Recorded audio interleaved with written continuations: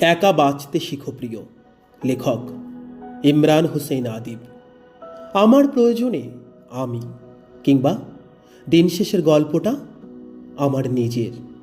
এমন শব্দযোগে বাক্য লিখতে বসা মেয়েটাও লেখা শেষে ছাদে গিয়ে একা থাকার যন্ত্রণায় ছটফট করে। একা বাঁচতে শেখো প্রিয় শিরোনামের গান গেয়ে ওঠা ছেলেটা গান শেষে নিজেকে অশ্রুসিক্ত চোখে আবিষ্কার করে বরাবরই। একা আছি, বেশ আছি, কাউকে লাগে না দিন শেষে। আপনার অনুভূতির কম্পন চার দেওয়ালে বাধা পেয়ে আপনার কাছেই প্রতিফলিত হয়ে ফিরে আসে। তাই দ্বিতীয় কারো উপস্থিতি আপনার জন্য বড্ড বিরক্তিকর। এত সব একা থাকার যৌক্তিকতা ম্লান হয়ে যায় যখন আপনার অনুভূতি আবেগগুলো বুকে জমতে জমতে একটা সময় দম বন্ধ হয়ে আসে। এত সব একা থাকার যৌক্তিকতা নত হয়ে যায় যখন আপনার দেওয়ালে পিঠ ঠেকে যায় এতটুকু সান্ত্বনার অভাবে। না, আসলে একা থাকা যায় না।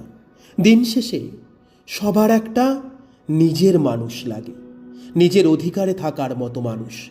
সেই মানুষটা বলতে রাতের শহরে নির্জন পথের সঙ্গী, কিংবা আঙুল উঁচিয়ে ভুল ধরিয়ে দেওয়া মানুষটার কথা বলছি না রাগ অভিমানের গ্যারাকলে রোজ পিষ্ট হয়ে দূরত্ব সৃষ্টি করা মানুষটার কথা।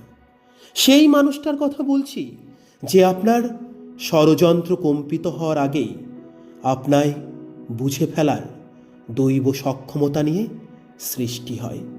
সে মানুষটা আপনার নির্ঘুম রাতের ভেজা চোখে হেসে ওঠার কারণ হয়ে জন্ম নেয় বারবার।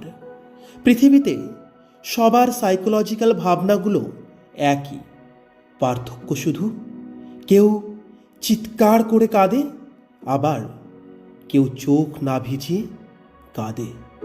যান্ত্রিকবাদের এই শতাব্দীতে অনুভূতিহীন কঠিন মনের মানুষটাও নিজের অজান্তেই তার জীবনে গুরুত্বপূর্ণ দ্বিতীয় কারোর উপস্থিতির প্রয়োজনীয়তা অনুভব করে। প্রতিনিয়ত সবাইকে হাসাতে থাকা, মুখে কৃত্রিম হাসি জড়ানো মানুষটার ভেতর লুকানো থাকে একা থাকার যন্ত্রণার বিষ। খোঁজ নিন, কেউ ভালো নেই।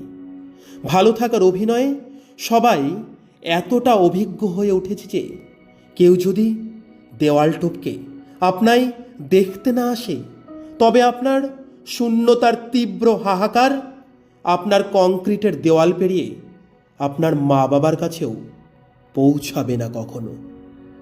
ধন্যবাদ।